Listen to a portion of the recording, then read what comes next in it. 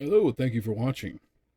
My name is Thomas Mergel, and this is part 2 of the collection. And if the sound was fucked up for part 1, I apologize, because for some reason when I run this microphone with this camera, this motherfucker right here, the camera mic kind of overrides this mic somehow, even though it says I'm using the studio mic.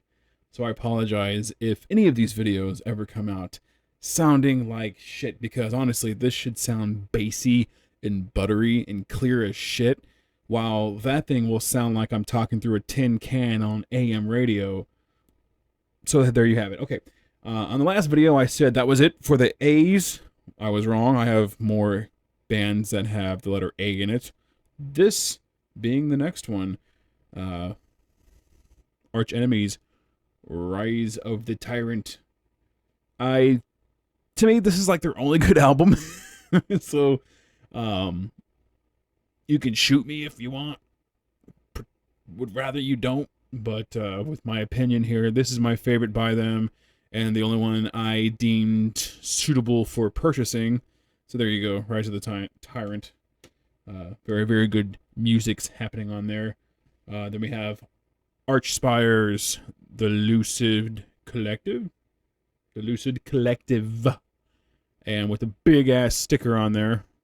So that's going to piss some people off, I'm sure. There's a lot of metalheads that just hate when companies do this. I think it's Season of Mist that just blasts their CDs with stickers. I personally don't give a shit. So there you go. There you have it. And then next but not least, those finish off the B's. Then we have this one, Barros. I actually just reviewed this one recently. Pretty menacing black metal, very good stuff. Kind of has like a Gojira tinge to it, but I think you would like that. And then we begin my Behemoth catalog. I don't know why this is in the order that it is. This is an EP that was released in 2008. Yeah, so this technically shouldn't be first, but this is okay. I bought it because I'm a huge Behemoth fan, and this really adds nothing at all. There's like a couple of live songs, Chant for Eschaton 2000. I think Kodosh is an okay song, but hell, I don't even remember what the hell that sounds like because I haven't listened to this in so long. Then we have Conjuration. I, again, love Behemoth, so I went ahead and got this. This is another one of those albums where I bought it, I listened to it once or twice, and then I never really listened to it again. Because it's mainly just a bunch of live tracks, and with 3 songs from the studio, and the 3 songs that are on here, I'm not really the biggest fan of. Not in particular. This fucker's falling out. But anyways, it makes for a cool CD, so there you have it. And then we are gonna go to the beginnings. Well, I wish I had the old early 90s beginnings, but here we are with Satanica. This is pretty much the beginning of them going from pure black metal to blackened death metal. Decade of Therion, which I know you know this song, Apo Pantos Kako Demonos, and you've heard that song. Lam, Ceremony of Shiva, Star Spawn, The Alchemist's Dream, Chant for Eschaton 2000. This, a lot of good live tracks. I've seen a lot of these songs live, and it's really good stuff. Then we have, what was the name of this one? I think this is Thelma 6.66 or something retarded like that. But this one is hit or miss with me. I have to be in the mood to enjoy this one. It's pretty good, but a lot of the tracks kind of fall flat. I think a couple of the beginning songs are good. It does have Anti-Christian Phenomenon and Christians to the Lions, which are like Behemoth staples at this point when they play a live show. Or at least when I last saw them like 5 years ago. And then we go into Demigod. Actually, I think I just realized I'm missing one. What the shit, Lana? Yeah, I'm missing the red one. I forgot what the fuck that's called. But anyways, we skip that one and we move straight to Demigod. Their best album. They have this is the album that got me to listen to Behemoth, and they haven't done anything better since then. Demigod has been their peak. This is their best album. Um, but I digress and move on to the Apostasy.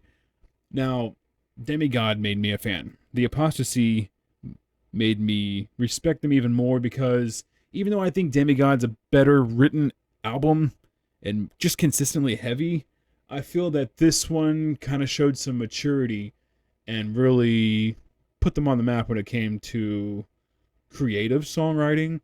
Because you have songs like, At the Left Hand of God, Prometherion, which is a really fun song to play on guitar. I suggest learning that one. It's really fun. Craig's Philosophy, Arcana Heretique, Labyrinthine, Inner Sanctum, Pazuzu, Christ Grinding Avenue. I mean, those are just kick-ass Behemoth songs, and, well, you just gotta love it. Then we have Evangelion. The first time I popped this in, I got the fucking goosebumps from hell. And I listened to it very consistently for a year. And then kind of just wore off after that. I think Shemham Forash, A Fire in the Void, He Who Breeds Pestilence, like songs like that, they still hold on really well. So really liked this album to begin with, but it kind of faded soon after that. Then we have their newest one, The Satanist, which is probably their more diverse, I guess, the more creative. I don't know, but this version that I have has a shit ton of artwork in it. Just written notes and goofball shit like this. It's really neat. I think it has like a bonus disc too. So really neat digipack. I got this for Christmas from my wife. So thank you. I love you. And then we move on to Belphegor's Conjuring the Dead. Haven't bought any of their albums. When I saw them live months ago, I had to pick this up. They've become one of my favorites when it comes to blackened death metal. So much more than Behemoth at all, or that it really makes sense. They've become consistently more heavy within the blackened death genre, more so than Behemoth, because Behemoth has kind of turned into like a, what is it, an artistic, satanic, kind of goofball black metal band. But, I mean, while they're still good, I still think these guys bring the fucking headbang more so than Behemoth. So, there you go. And then, I don't even know if you guys will even know about these fucking guys. I hope so, though, because they're really fun. It's like industrial meets death metal. The Berserker. What is it? Dissimulate. Yeah. From Earache. I heard these guys a long time ago. 2002, I think. And I was just looking for something that was insanely heavy. I just got Slipknot's Iowa.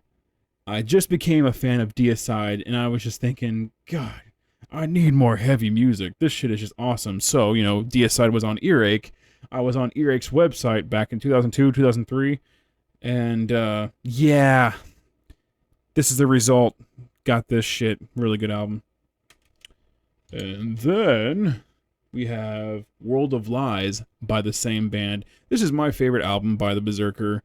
Really good stuff on there. Black Heart, All About You, Burn the Evil, World of Tomorrow, Follow Me, Why, As the World Waits. I mean, this really good songs on here. Just hyper industrial death metal. That's all I can call it, because I mean, this album blew my 15-inch subs probably 10 years ago. I was in my Toyota 4Runner, and I had this album cranked really fucking loud. I was driving down North Oak, and next thing I know, I smell smoke, my amp is frying, and my left 15-inch subwoofer, I think it was a JL Audio, was just popped. The fucking cone just separated. And last but not least, we have something that doesn't match any of that stuff. We have the Biff Tannens, Johnny Dare is a Douche. Johnny Dare is a DJ for the local rock station, and they just decided to pick on him because apparently he can be a douche. Very good stuff. If you like 90s punk, alternative rock, really cool shit like Nirvana fans out there will love this, and bands like that. Here's some songs: Fat Chicks from Planet Flabius, Stay Away, No One's Allowed, Punt the Cunt. Yeah. Pet Peeve, Waste of Time. Very good album. I like it. So that's it for today. I took 10 minutes of your life from you, and you'll never get it back. I'll see you for part 3, though. Bye-bye.